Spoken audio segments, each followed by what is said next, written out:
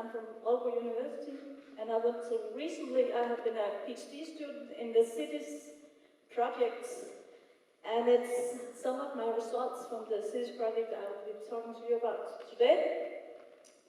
I have been working with strategic energy planning in a Danish context, where I've been looking into Hjørring municipality, a Danish municipality in northern Jutland. When I talk about cities, I have cities in my heading here. I actually mean municipalities in the Danish context. So I'll be talking about strategic energy planning in Denmark, because it's very different from other countries. So this will be in Danish context, and maybe we can learn into other countries as well. So just to give a background, we have this Danish goal of being 100% renewable in 2050. And to do that, we need to make some smart energy systems where we start thinking of the energy system in a holistic way, where we connect the different energy sectors and integrate the energy system more locally. Meaning also at the consumer level, as Henrik mentioned earlier. So far, when we talk about smart energy systems, there's been a lot of different technical scenario making going on, but there's not been so much focus on implementation. However, we have heard about some projects right now where we're actually looking into implementation, but that is the front-runner cities that does that. So what I've been doing is look into how can we actually make this more common, and one way could be through strategic energy planning as a way to engage the municipalities to conduct strategic energy plans in a way to get a 100% renewable energy system. So strategic energy planning is not something I came up with. It was actually introduced by the Danish Energy Agency and the Danish government back in 2012 in the Danish Energy Agreement, where it's mentioned that the municipalities are responsible for making strategic energy planning. And to do that, they also allocated 90 million of funding for cross-municipal strategic energy planning. And these projects started in 2014 and went on to the end of 2015. But since then, strategic energy planning has left the national level in Denmark. The Danish Energy Agency and the government are not talking about strategic energy planning anymore. And the new Danish Energy Agreement from 2018, that doesn't even mention local planning or municipalities anymore. So there are some kind of lack when we talk about the local level in energy planning in Denmark, which is a shame, because the local level is going to be very important if we want an integrated smart energy system. So what we see today is that we have three types of planning in Denmark. We have some national planning going on with energy agreements, national visions. We have a new climate law coming up. And then we have some municipal planning, local strategic energy plans, local visions that some municipalities are doing. Most municipalities are starting to develop plans, and in them they develop individual targets for the individual municipality. And then we have some of these cross-municipal planning projects that I mentioned before. Some of them have chosen to go on. I know the one in northern Jutland, where all the municipalities in northern Jutland are working together in order to come to a combined energy plan for the municipality, or for the region, you can say. However, when looking into the local municipal plans, they are not taking into account this combined strategic energy plan for the region. So there are, I have put in the arrows between the different types here, but they are not really present today. But we need to find a way to make them present. So, in order to do that, I have this, my understanding of strategic energy planning, because we have so many definitions of planning, what is energy planning, what is strategic energy planning, integrated planning, but this is my understanding, and I'm not go through it all, but it's just to say that we have different steps when we talk about local planning. Step one I put in is the different levels, because we have a national, regional, municipal, and a local actors. It could be city level as well. And all these need to talk together and coordinate in order to make strategic energy planning that could benefit the overall energy system in Denmark. Then I have step two, which is a lot of different elements that could be put into local energy planning. This is not a final list, and it shouldn't be, because it's very different from region to region. As one had a question before about what about the municipals or the areas that doesn't have wind, they need to find out something else. So it's very individual what to put into these plans. And then we have some tools and methods to make scenarios or other things that could be put into as final strategic energy plan. And then we have to remember the implementation phase, because the plans are not really anything worth if we're not thinking in the implementation from the beginning when we start planning. So the central elements in strategic energy planning is communication and coordination between the different levels. And then development of scenarios. Well, the scenarios are important because we need to see the connection between the different local plans, local actions into national context and how it could benefit the overall system. And also, as I mentioned, not every cities and municipalities have the same access to resources and technologies, and therefore we need to find a way to balance these into an optimal overall system for Denmark. Locally, these scenarios are also very useful when you are talking to the local actors, in order to show them the consequences of different scenarios, different actions in the municipality, in order for them to understand how different actions can consequence the overall energy system and the local energy system. And that is also connected to the importance of the coordination between the different levels. In my study, I identified different barriers, some strategic barriers, which are barriers more or less connected to the national level and some at the local level. The first one is lack of coordination between the institutional levels. What I have seen is that today there is not really any connection or coordination between the national level and the local level in the energy planning in Denmark. They do not talk to each other. The national level come up with some frameworks, and the municipalities try to work around them and do what they can within these framework conditions. However, that also means that they can't always do what they'd like to do, but they do not talk to the national level in order to make them change right now.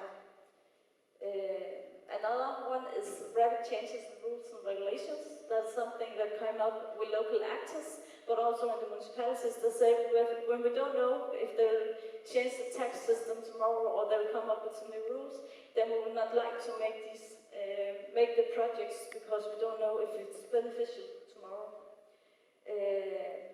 And then again, a lack of clear definition of national and local responsibilities. Because strategic energy planning is not a mandatory task for the municipalities, meaning that there are no funding going towards local energy planning today for the municipalities. What I saw in Jørgen was that it takes up a lot of resources, both financial but also working hours for people in the municipalities to do this. And if they don't have the funding, then they are depending on the political will, local political will. And that has led to that there are some front-runner municipalities like Sonderborg. Jørgen is one of them, then we have Skive. However, it's not every municipality in Denmark that has this interest in energy or have the money to do it actually. And therefore this very scattered planning, as we see today, and the need for getting a more balanced planning with some minimum requirements in Denmark. Then we have some practical barriers. That's more when to address local politicians, because it's not a mandatory task. Then you have to know when to address the local politicians in order for them to be interested in energy, and also them to let you do the projects you want locally. And the coordination with local actors. What I saw is that today a lot of the municipalities are actually more informing the local actors than involving them. And therefore we also need to engage them from the beginning. Also, as I said, with the scenarios, that we need to engage the local citizens and the local energy actors in order for them to understand why we need a system as we do, an energy system as we do, and why we can't do some things, but we can do some other things in the energy system.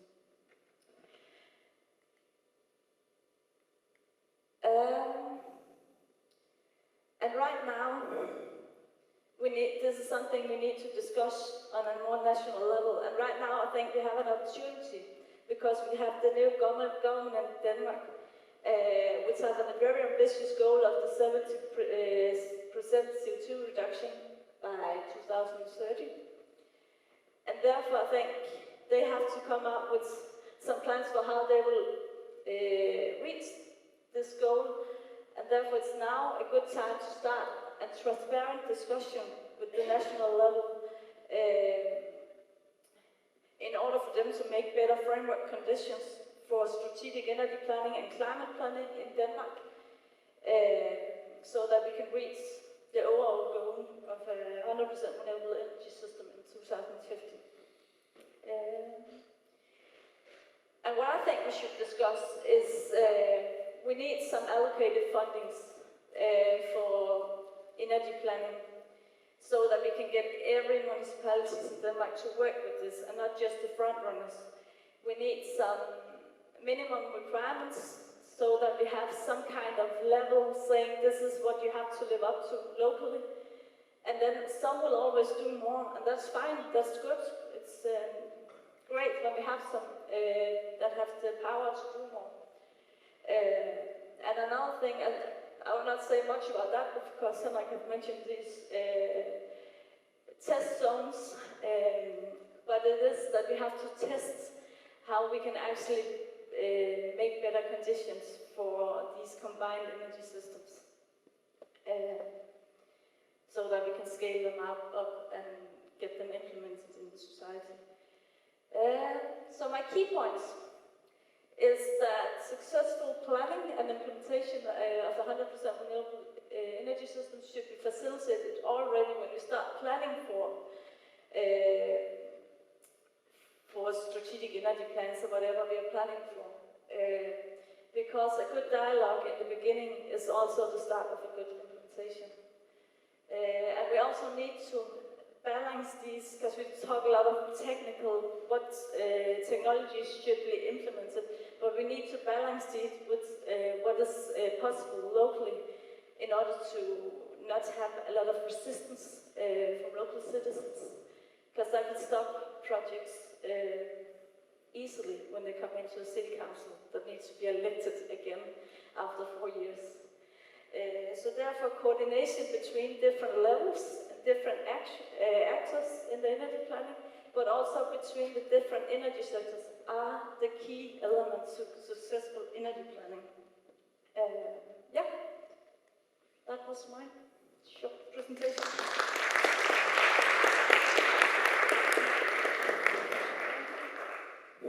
Thank you, Louise.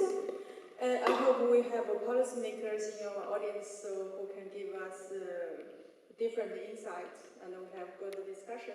We have quite a time for questions. Yes.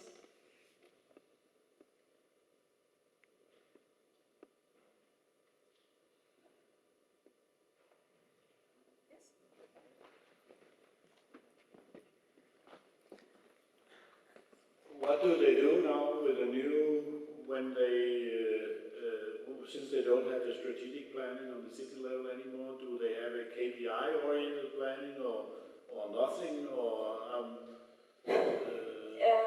Most, I think, I can't remember how many, I think it's half of the Danish municipalities does actually make strategic energy. So they continue? They continue. Okay. Because the funding, the 19 million was for cross-municipal projects. And the local strategic energy plans, that is actually something that the municipalities start to do themselves out of interest and out. They can see some benefits from it. But what we also see is that it could be just an architect or something, someone with no actually background in energy that is working with it. So they need to build up competences. That also makes uneven planning, you can say. Yeah. Yes?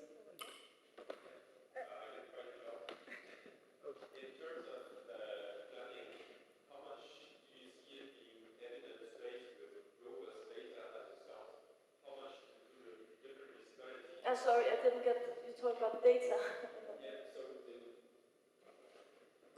I would assume that in planning, they would also need to require a good understanding of their existing infrastructure to figure out how to extend it most effectively.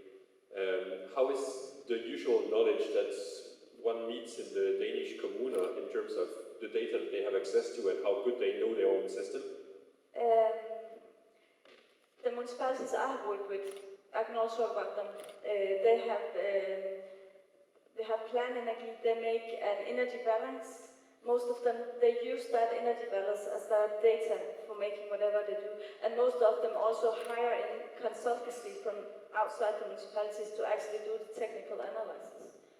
So that is also a problem that the technical understanding is not always within the municipality. Does that answer your question? So it sounds like it's all model-based rather than using a lot of measurements, one might say, from what happens in the commune. I think it's a mix between models and some of it is also guessing and talking with local actors as well. Yeah. On the back, there's one.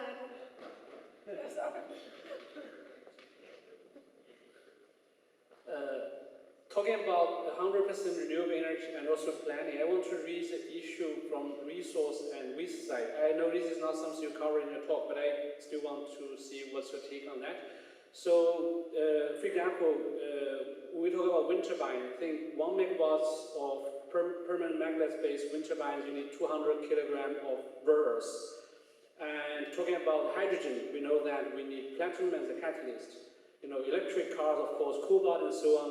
So, of course, this is not something we probably see in Denmark. You know, part of it probably can be from Greenland, but this resource issue, but also waste issue. You know, sometimes I see renewables will be future plastics. Nowadays, we all are kind of panic about plastics and think about the scale we are talking about of these offshore turbines, you know, 70 meters long blades, and also a lot of solar panels in a very remote area. So who will handle that? And are we, you know, able to afford to do that? And what is the mechanism on that? So just to simplify the question, I know this, as I said, not something you covered in your talk. So are these issues considered at all because you are talking about long-term planning? I'm not not sure I got the question. So that's about resource, especially a critical resource that is used to build up the renewable energy systems, and also the future waste generation of the infrastructure of the renewable systems. I think at least waste generation is implemented in the energy system because we use the excess heat from the waste generation to produce heat within the district heating. So that is something that I've thought in locally. And also the different technologies are thought in. I had this, then I have to go to the beginning, where we try to map out which technologies are needed and how can we combine them and how could we come up with synergies between them in order to get an optimal energy system.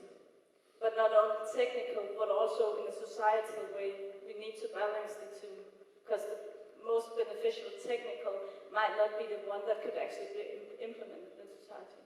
Does that answer the question? Yeah, for the waste part, how about critical materials that we will use? As I said, like rares that you need to build up your turbines, and the cobalt if you want to develop your electric vehicles, and also the platinum if you want to develop hydrogen in the energy systems. Don't know how to answer that. I think he's asking about the raw material that we use to I'm not considering the raw material at all. Yeah.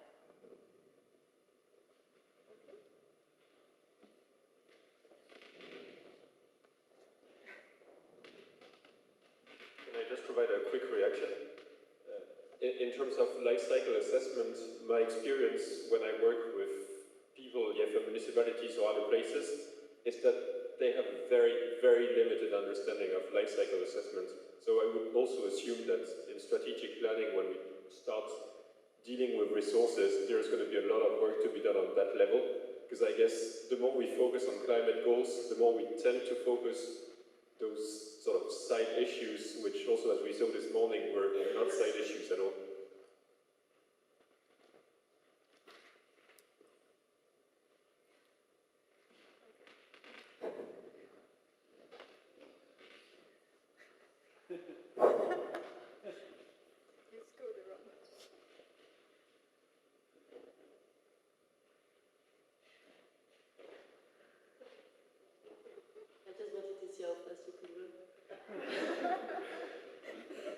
Thank you very much. I thought it was extremely interesting.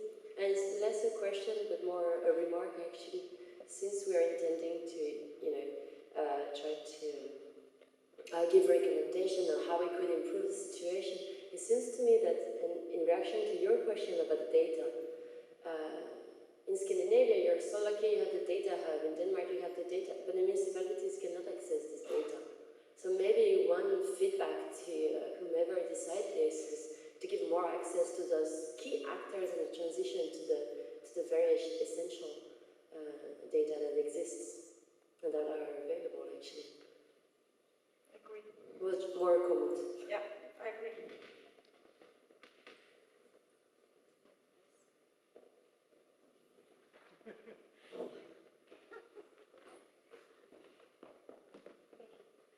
Okay, so it was really interesting, and it's really great that you have identified different barriers and challenges that are between the national and the local level.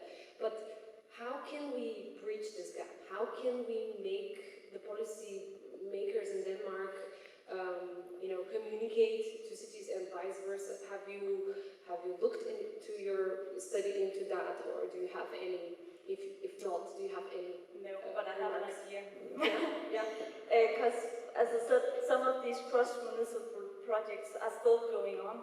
And so I know the Johnson Judgment one, where they are, I think it's 12 municipalities gathered in this project to make one strategic energy plan for the region. They should actually make this platform a way to go together and then reach out to the national politicians. Is my opinion, because one municipality can't do it alone.